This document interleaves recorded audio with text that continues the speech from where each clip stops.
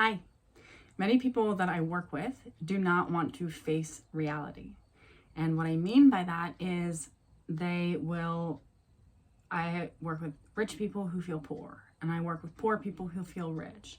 And as somebody who was the latter, there is an element of delusion, of not being real about your situation, to even say, oh, I don't need the money because look, I'm already rich, which is like true, but like, yeah, money is like an important thing, right? So I grew up hearing my mom always say, I don't have the money for that. Or she would say, I don't have any money. And I just heard a client say, and I want to talk about this manifestation and storytelling, because when you tell yourself or somebody else that you don't have any money, but you have $10 in your account or $20 in your account or $5,000 in your account, right? But you still say, I don't have any money, because it's not the number that you think you would have to be comfortable. You're negating what you do have. So you're not being in reality about what is, right? So you can feel like you don't have any money, but what you really have is $500, or what you really have is $5,000, or whatever it is.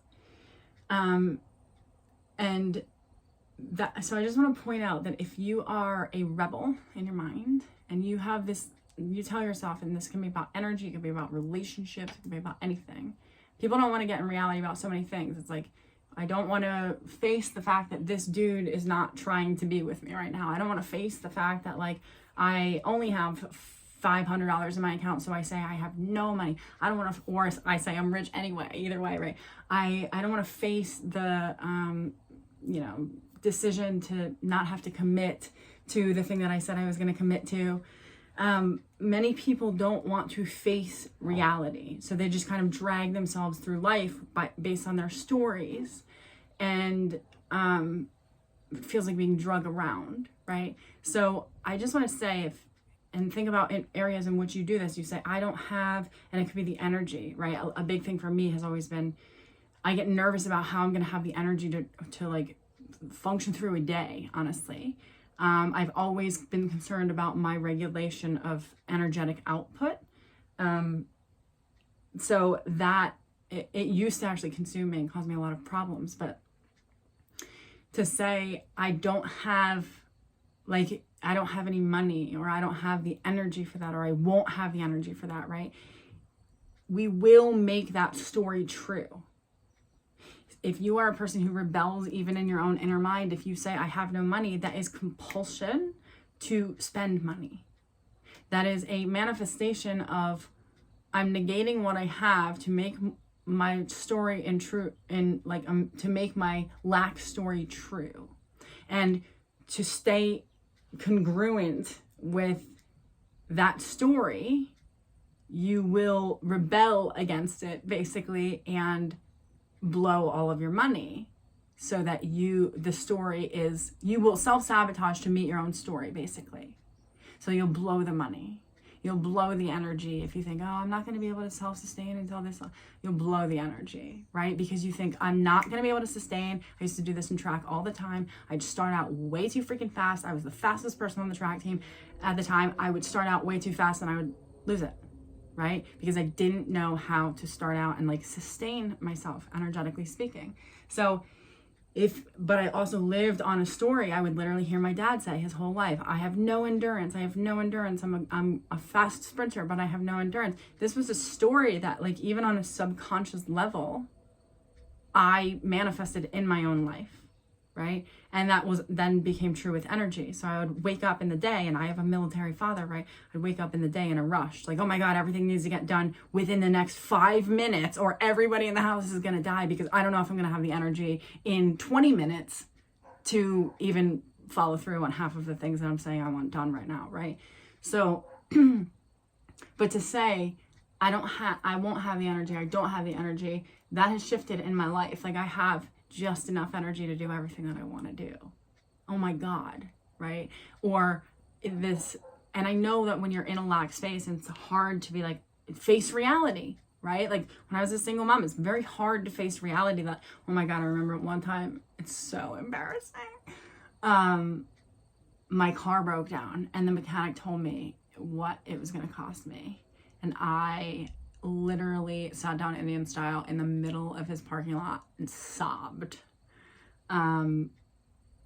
Because how the hell was I had to get a credit card? It was horrible, right? But thank God for credit cards in that way. But I remember feeling the defeat. So I know that if you're there, it's hard to hear somebody say, you know, just look at the money that you do have and it's going to be fine. I'm not saying that. What I am saying is when we get in reality and we get centered in reality, the things that are deficits that are not congruent, right? Like if I work with somebody who's like poor but says that they're rich, or rich but says that they're poor, like those deficits of ownership that are not congruent will make a person crazy on the inside. And it also destabilizes life. Like get in your position. If you are a poor person, you're financially poor, admit that. If you're a rich person, you're financially rich, admit that, right? And everybody else has these different markers or whatever. But it is interesting to notice people do not accept their lot. They say, I don't have that lot. I don't have, this is another thing, right? Oh my God, this is a huge one. I don't have a family.